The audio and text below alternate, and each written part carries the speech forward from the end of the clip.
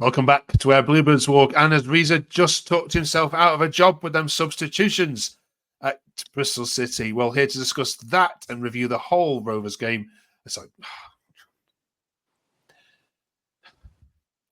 Welcome back to Where Bluebirds Walk. Oh, has Reza just talked himself out of a job with those substitutions at Bristol City? To review all of that, we've got James and Eston with us as we talk Cardiff and what is going to happen next. Welcome to Where Bluebirds Walk.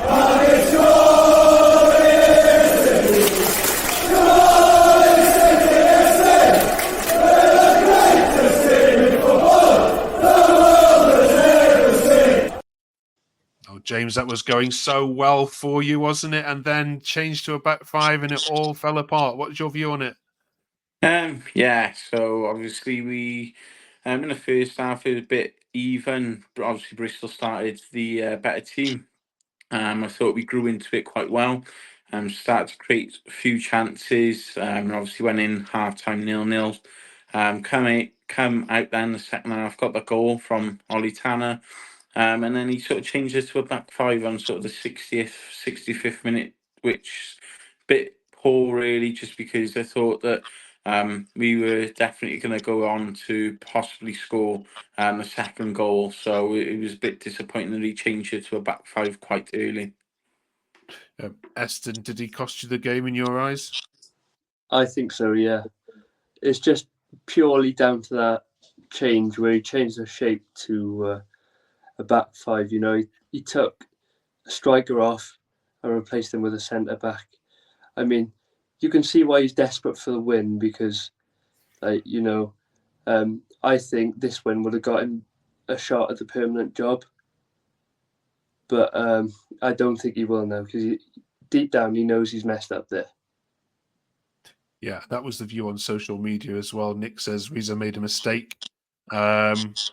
And here's our fan base terribly already saying he can't get the job. 3 games, 1 win, 1 loss, 1 draw. The way we've started the season, he's brilliant with what he has. Please, we have to be positive. And the conflict that was Jacob says, any chance Reza had the job is now gone. He cost us 3 points, get somebody in ASAP.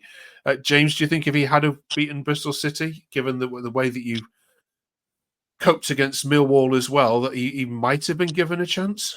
He would have definitely got a bit longer to potentially be considered for the role, but with the sort of substitutions he's made there so early on, it's a very poor decision. I know, obviously, these managers make mistakes, but ultimately it's potentially cost us 3 points in the end.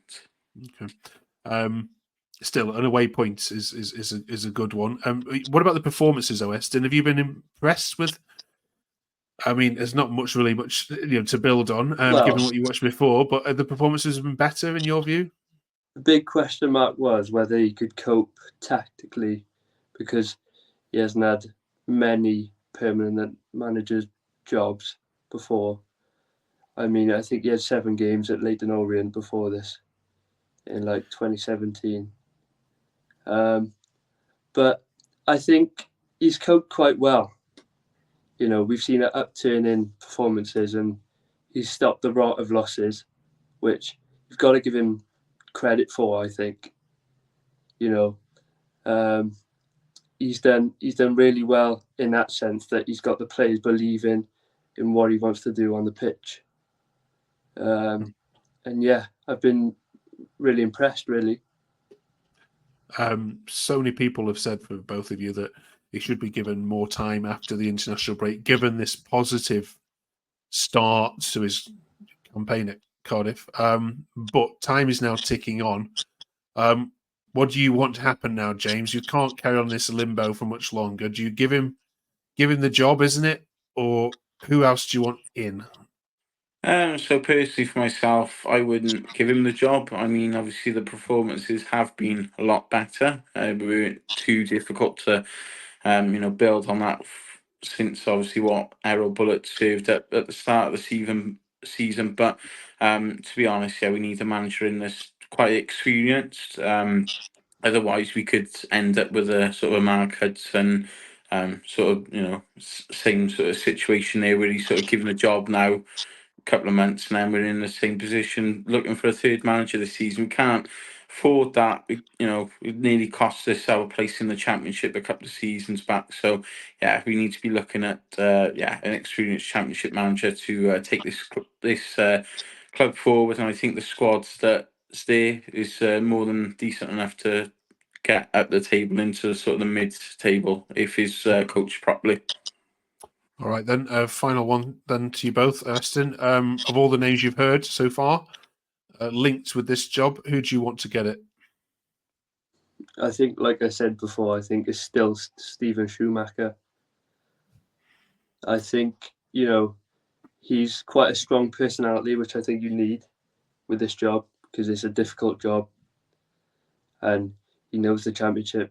He's done it before. And I think, with Plymouth and Stoke, he's done pretty well. Okay. So, I think it's an open goal for the club because he's out of work at the moment. I don't think that'll be the case for much longer. Right. James? Yeah, I wouldn't mind Schumacher, to be honest. He's a good coach. I think he was probably unfairly sacked by Stoke at the start of the season. Also, as well, the newest name linked to the role is Slavan Bilic, which would be quite an interesting one. But I think we need to be looking at a more sort of a younger coach that's sort of, more up to date with the modern style of football, especially in England. Okay. All right, we'll see what develops. Have a good rest, you two. It's not been joyous to report on Cardiff, so thank you both of you for coming and doing it each week.